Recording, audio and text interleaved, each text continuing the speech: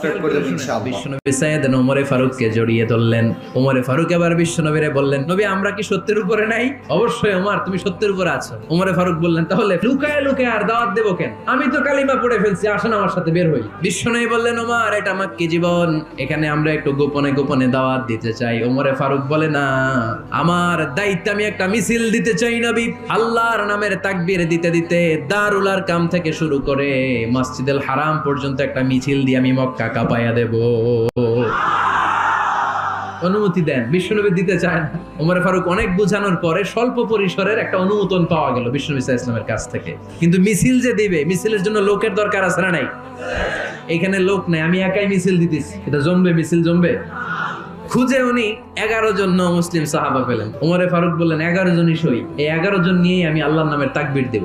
2 line করলেন, পেছনে 6 জন, আর এই লাইনের নেতা বানালেন বিশ্বনবীর চাচা হামজাকে, আর সামনে